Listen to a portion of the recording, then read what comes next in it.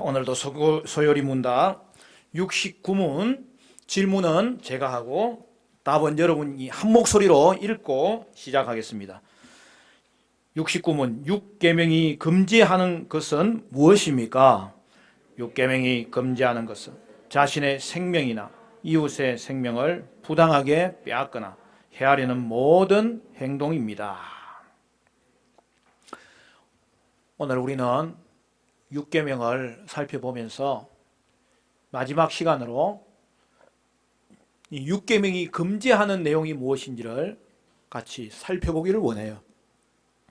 여러분, 살인하지 말라는 계명은 단지 살인의 행위만을 금지하는 것이 아닙니다. 살인으로 이어지는 모든 과정들, 행동들을 다 금지하는 거예요. 하나님은 절대적으로 거룩하십니다. 하나님은 어떤 형태의 죄도 싫어하십니다. 마음으로 다른 사람을 미워하고 용서하지 않고 원한을 품는 죄는 하나님이 보시기에 6계명을 어기는 일입니다. 여러분, 마태복음 5장 21절부터 보면은 우리 예수님께서 산상수훈을 말씀하실 때에 이전에 있던 계명들의 그 핵심이 무엇인지, 그 근본 의미가 무엇인지를 다시 한 번 더 가르치잖아요. 그럴 때 이렇게 이야기합니다. 옛사람에게 말한 바 살인하지 말라. 누구든지 살인하면 심판을 받게 되리라 하였다는 것을 너희가 들었으나 나는 너희에게 이르노니 형제에게 노하는 자마다 심판을 받게 되고 형제를 대하여 나가라 하는 자는 공회에 잡혀가게 되고 미련한 놈이라 하는 자는 지옥불에 들어가게 되리라. 이런 얼마나 엄중한 말씀이에요. 예수님은 우리가 누군가에게 분노하거나 흠담하는 것이 하나님 앞에서 분명한 범죄가 된다고 가르치고 있는 거예요. 결국 여러분, 살인은 어디부터 출발하는 거예요? 분노와 미움이 결국에는 살인으로 이어지는 거죠. 살인은 하나님께서 금지하시는 행위입니다. 정오와 원한은 하나님이 우리에게 금하시는 태도입니다. 그러니까 6계명은 행동으로 나타나는 것만 말하지 않고 태도에 대해서도 말씀하는 거예요. 누군가에 대한 증오는 주로 자신이 좋아하지 않는 일을 행하는 사람에게 대한 분노에서 출발합니다. 이런 분노는 자기 중심적이고요, 악합니다.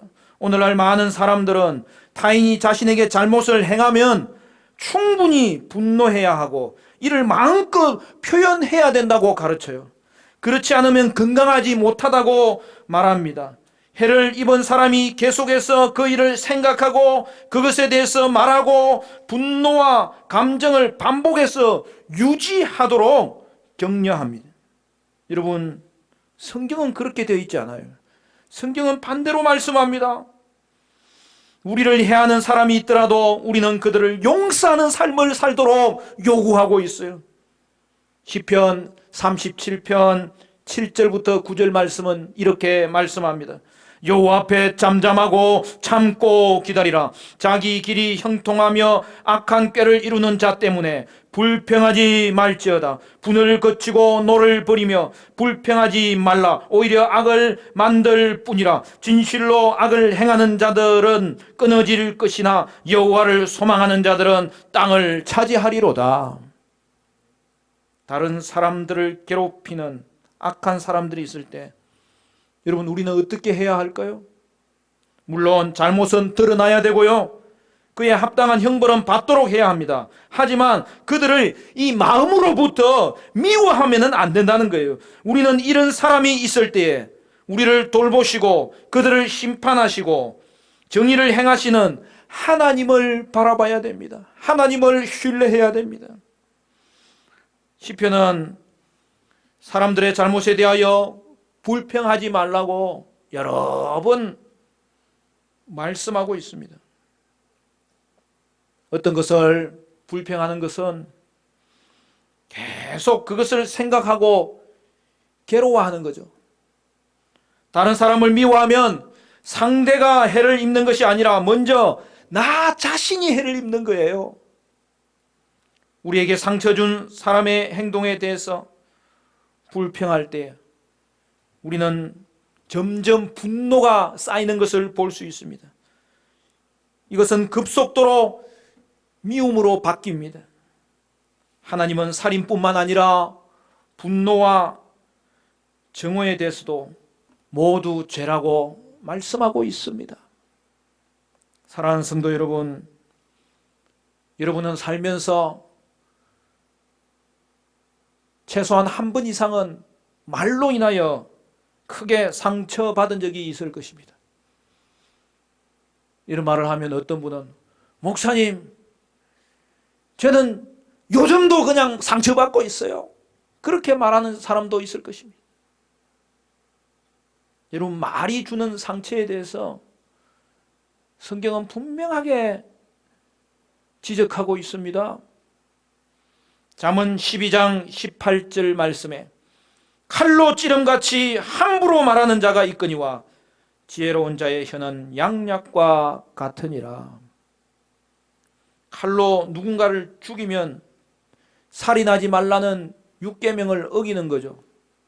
그러나 여러분, 말로 사람을 찌르는 것도 칼을 사용하는 것과 같다는 거죠.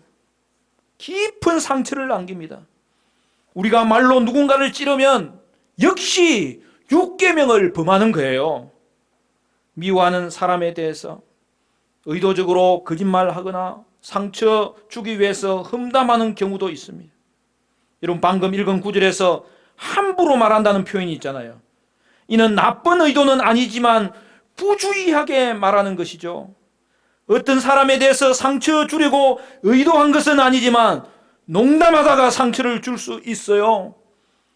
상처 주려는 의도는 없었지만 어떤 사람이 다른 사람에게 알리고 싶지 않은 사안을 듣고 그것을 다른 사람에게 옮기면 결국 상처를 주는 거죠.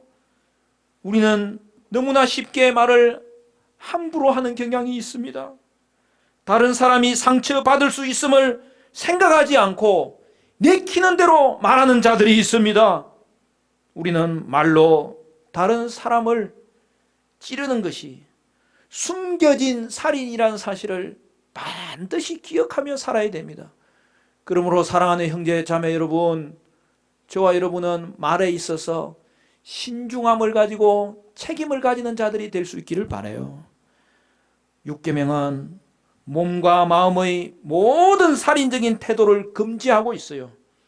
그리고 또한 육계명은 합법적이고 필요한 생명 보존의 이 방편들이 있는데도 그것을 소홀히 하거나 철회하는 것을 금지하고 있습니다. 즉, 육계명은 도움이 필요한 이웃을 돕지 않으면 그것도 범죄가 된다는 것을 포함하고 있어요. 여러분, 이 계명은 살인의 출발점이 되는 분노와 정오의 태도를 금지할 뿐만 아니라 무관심한 태도 역시 범죄라고 말씀하고 있는 거예요. 음식이나 거주할 곳이 없는 사람, 필요한 것을 살 돈이 없는 그러한 파탄난 자들이 우리 주위에 있습니까? 누군가 이들을 돕지 않으면 죽을 수도 있기 때문에 여러분, 이것은 매우 중대한 결핍이죠. 현실이죠. 이런 사람을 알고도 이들을 도울 충분한 돈이 있을 때에 우리가 무관심한 태도를 보이는 것을 육계명은 금지하고 있습니다. 욥은 도움이 필요한 사람을 볼 때마다 도왔는데 그런 사람을 돕지 않으면 하나님께 죄가 됨을 알고 있었기 때문이죠. 여러분, 오늘 본문 책갈피 해놓으시고 우리 욥기 31장으로 가볼까요? 욥이 하나님 앞에 얼마나 이 부분에 있어서 철저하게 의식하며 살았는지를 보여주는데 욥기 31장으로 가봅시다.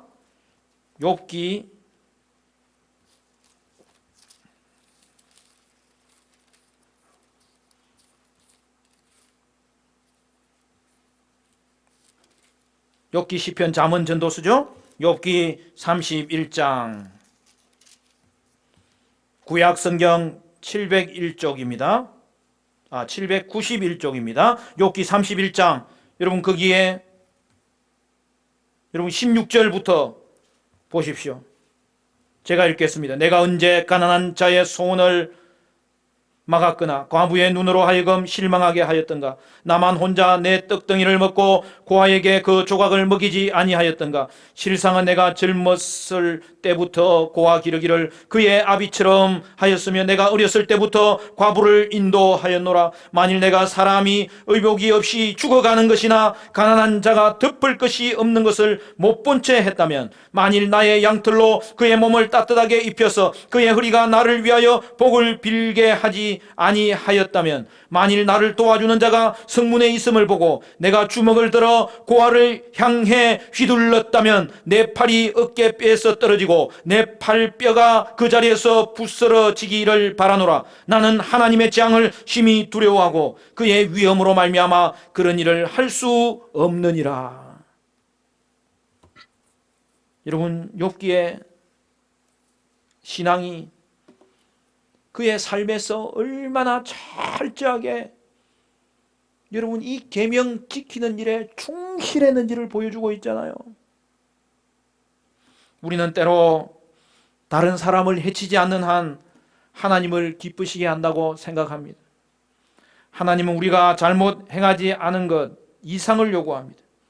우리가 항상 부지런히 옳은 일을 행하도록 요구하시는 거죠. 살인하지 말라고 명령하실 때 다른 사람을 해하지 않은 것, 즉 다른 사람을 해하는 그 어떤 것도 하지 않도록 명령하고 있는 것이죠. 그리고 다른 사람을 해하는 일을 하지 말라고 명령하실 때 여러분 거기에는 다른 사람을 돕는 일도 역시 하라고 하는 주의 명령이 포함되어 있는 거죠. 예수님은 사람이 다른 사람의 필요를 채워주기 위해 부지런히 노력하는지를 보면 그가 하나님의 사람인지 하나님께 속한 자인지 하나님의 자녀인지를 알 수 있다고 가르치셨습니다. 여러분, 예수님의 엄중한 말씀이 마태복음 25장 그 종말론적인 설교에 나오잖아요. 예수님은 우리가 다른 사람을 돕는 것은 마치 예수님께 하는 것과 같다고 말씀하셨어요. 심판날에 예수님은 양의 무리에 속한 자들에 대해서 이야기하실 때 여러분 양의 무리에 속한 자는 어떤 자들입니까? 마태복음 25장 40절을 보면 이렇습니다. 임금이 대답하여 이르시되 내가 진실로 너희에게 이르노니 너희가 여기 내 형제 중에 지극히 작은 자 하나에게 한 것이 곧 내게 한 것이니라 하시고, 하나님의 심판대 앞에서 그 사건을 요약하고 있는 거죠. 그리고 염소편의 선자, 영벌에 이를 자들을 향하여서 예수님이 뭐라고 말씀하십니까?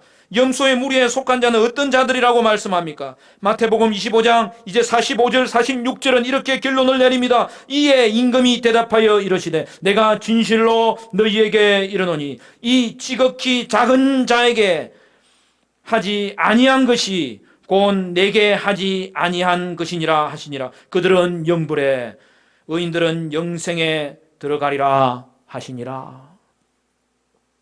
우리가 지극히 작은 자에게 행한 것은 우리 예수님이 생각할 때 우리 예수님은 그것은 나에게 행한 것으로 생각하신다는 거죠. 사랑하는 성도 여러분, 그러므로 무관심이 죄입니다. 여러분 해야 할 일을 하지 않는 것이 죄입니다. 여러분 선을 행하지 않는 것이 죄라는 거예요. 육계명은 우리가 다른 사람을 죽이는 것뿐 아니라 미워하지 않고 분노하거나 원한을 품지 않고 상처를 주는 말이나 행동을 하지 말라고 명령합니다.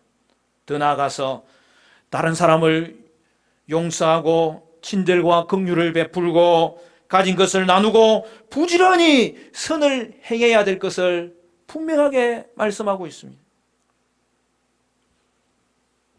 그러므로 살인하지 말라는 이 금지 조항에는 우리가 반드시 해야 될 것이 무엇인지도 포함하고 있으므로 오늘 저와 여러분이 살인을 금하는 이 행동뿐만 아니라 그것에 이르게 하는 우리의 모든 태도를 점검할 수 있어야 될 것입니다. 이 계명을 친구나 우리를 사랑하는 사람에게 열심히 지키는 것은 자연스러울 수 있습니다. 그러나 우리 예수님은 우리가 이 계명을 친구들에게만 지키면 하나님이 원하시는 대로 지키는 것이 아니라고 말씀합니다. 마태복음 산상수훈은 5장 43절 이하에 다시 이렇게 말합니다. 네 이웃을 사랑하고 내 원수를 미워하라 하였다는 것을 너희가 들었으나 나는 너희에게 이르노니 너희 원수를 사랑하며 너희를 박해 하는 자를 위하여 기도하라. 이같이 한즉 하늘에 계신 너희 아버지의 아들이 되리니 이는 하나님이 그 해를 악인과 선인에게 비추시며 비를 의로운 자와 불의한 자에게 내리심이라. 너희가 너희를 사랑하는 자를 사랑하면 무슨 상이 있으리요? 세리도 이같이 아니하느냐? 또 너희가 너희 형제에게만 무난하면 남보다 더하는 것이 무엇이냐? 이방인들도 이같이 아니하느냐? 그러므로 하늘에 계신 너희 아버지의 온전하심 같이 너희도 온전하라. 여러분, 웨스트민스터 소요리 문답을 우리가 같이 나누고 있는데요. 여러분, 웨스트민스터 문서는 중요한 문서가 세 가지 있다 그랬죠. 웨스트민스터 신앙 고백서가 있고 웨스트민스터 대요리 문답도 있어요. 그리고 소요리 문답도 있어요. 우리가 가장 접근하기 쉬운 요긴한 것이 소요리 문답이고 성인용어로 문답을 좀 더 구체적으로 해놓은 것이 대요리 문답인데, 여러분 오늘 6계명의 금지사항에 대해서 소요리 문답의 내용을 좀 더 폭넓게 적용한 것이 대요리 문답에는 이렇게 기록되어 있습니다. 대요리 문답 136문. 6계명에서 금지된 죄들은 무엇입니까? 이에 대한 답을 이렇게 말합니다. 6계명에서 금지된 죄들은 공적 재판, 합법적 전쟁 혹은 정당방위 외에 우리 자신들이나 다른 사람들의 생명을 박탈하는 모든 것, 합법적이며 필요한 생명 보존의 방편들을 소홀히 하거나 철회하는 것, 죄가 되는 분노, 정오심, 질투, 복수심, 모든 과도한 격분, 정신을 산란케 하는 염려, 육류와 음료, 노동 및 오락을 무질서에게 사용하는 것, 격동하는 말, 탄압하는 것, 다툼, 구타, 상해, 그리고 사람의 생명을 파괴하는 경향을 가진 모든 것들입니다. 여러분, 예를 들어서 우리는 사람의 추락을 방지하는 건축 시설의 미비도 철저하게 감독하고 피해야 되는 거예요. 신명기 22장 8절을 보면 내가 새 집을 지을 때에 지붕에 난간을 만들어 사람이 떨어지지 않게 하라. 그 피가 내 집에 돌아갈까 하노라. 여러분, 이는 사고를 방지하기 위해서 안전시설을 철저하게 갖추라는 거죠. 여러분, 우리 사회는 안전불감증이라는 용어가 낯설지 않을 정도로 얼마나 순간순간 인재가 터집니까? 안타깝지 않을 수 없습니다.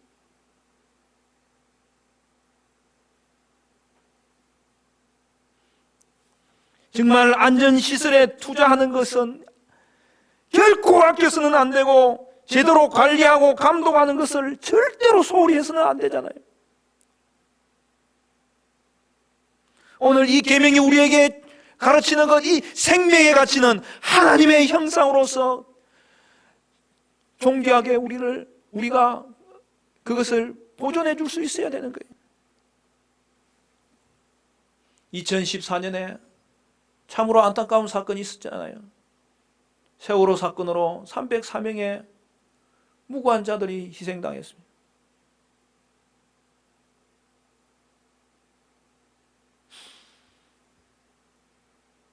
그 원인 중에 하나는 운영사인 청해진 해운의 무리한 설계 변경이죠. 그리고 이것을 제대로 감독하지 않았던 행정당국도 비난을 피할 수 없죠. 6계명을 제대로 이해하는 그리스도인이 담당 공무원이었더라면 무리한 설계 변경을 저지하고 안전대책이 제대로 수립되도록 신경을 썼을 것입니다. 사랑하는 여러분, 십계명을 제대로 이해하고 순종하는 그리스도인들이 많을수록 여러분, 우리 사회는 더 안정하고 살기 좋게 변할 수 있습니다. 그러므로 여러분, 계명을 지키는 자가 축복의 통로예요. 계명을 지키는 자가 이 땅을 회복시킬 수 있는 거예요. 오늘 우리가 이 계명을 지키는 것은 우리의 영혼이 회복될 뿐만 아니라 또한 이 땅을 회복시키는 하나님의 이 축복의 통로자로 세우신 여러분 놀라운 일을 한다는 것을 여러분 기억하셔야 됩니다. 그래서 예수를 잘 믿는 것은요, 내게 유익이 되고 내 가정을 세우고 또한 이 나라 이 민족도 세우는 거예요. 여러분, 예수는요 잘 믿는 게 더 쉬워요. 세상과 하나님께 아직도 한 다리씩 걸치고 있는 것은 그의 인생을 책임져 주시고 복 주시려는 하나님의 이 존귀함을 덧입는 삶에 있어서 실패하는 거죠. 요즘 계속 제 머리에 하나님께서 주시는 생각은 정말 우리 모든 성도들과 이 종이 함께 하나님께 드려진 인생으로 살 수 없을까? 하나님의 말씀을 따라서 살 수 없을까? 그 말씀의 빛이 우리를 비출 때에 우리를 통하여 이 땅을 좀 회복시키는 사람으로 살 수 없을까?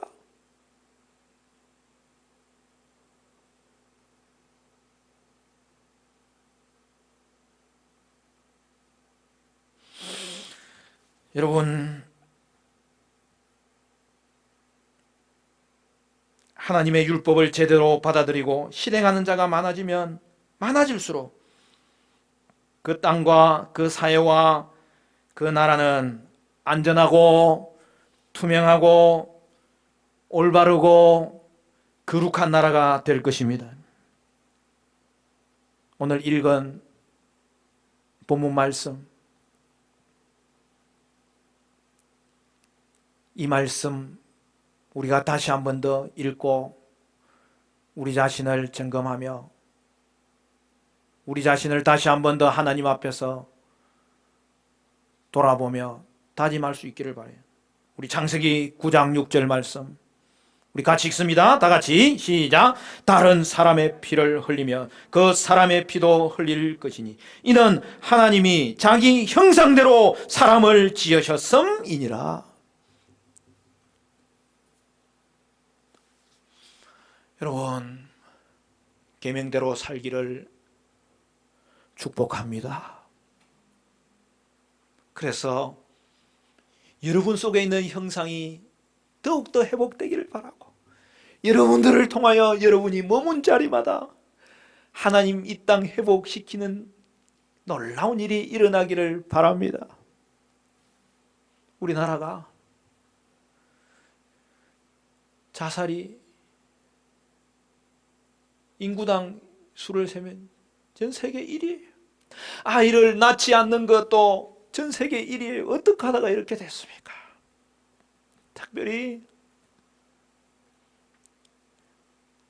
자살 연령이 낮아져 가지고요 20대가 얼마나 죽어나가는지 몰라요.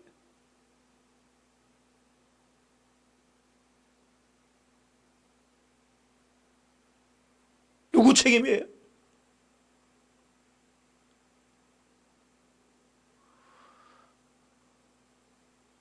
우리 책임이에요.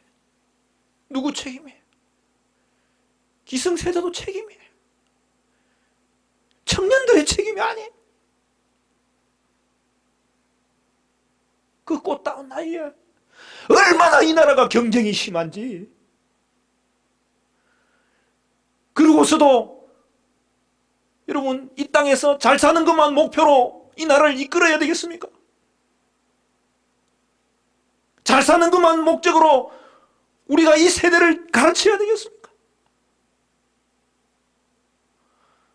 잠시 멈추고 돌아봐야 됩니다.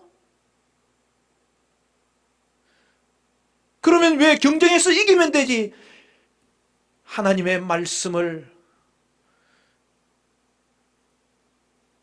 새기지 않는 그런 여러분 우상의 사상 이제는 버려야 됩니다.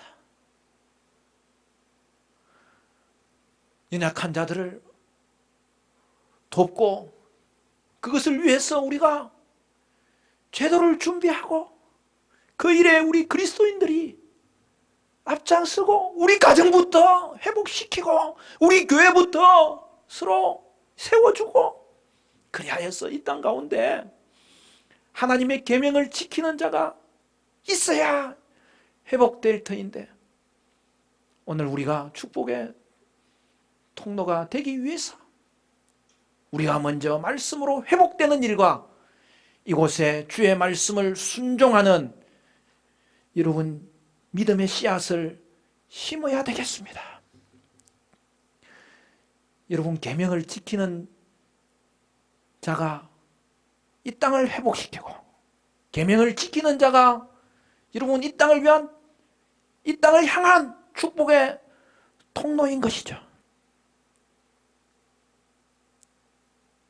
우리 성도님들 중에는 삶의 현장에서 말씀 따라 살리고 계명 따라 살리고 결단하면서 힘쓰는 자들 많습니다.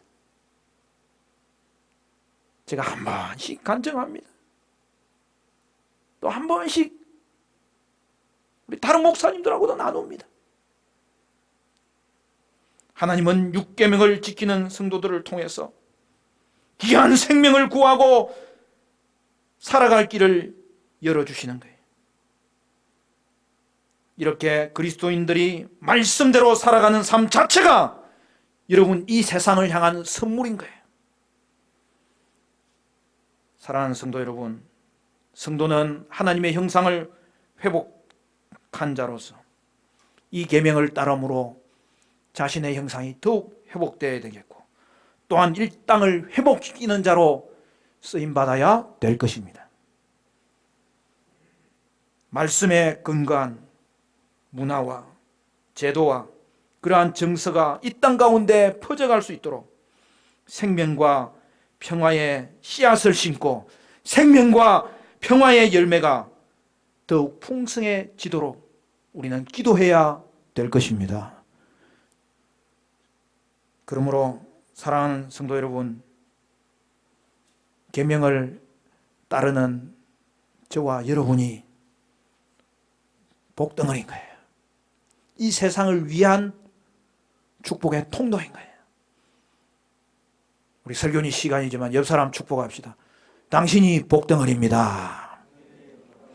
사랑하는 성도 여러분, 육계명을 이해하고 공부하고 철저히 따르고 힘써 지키는 가운데 여러분 속에 있는 하나님의 형상도 더욱 회복되고 이 땅도 하나님의 형상으로 회복시키는 일에 축복의 통로로 쓰임받는 은혜가 있게 되시기를 주님의 이름으로 간절히 축원합니다.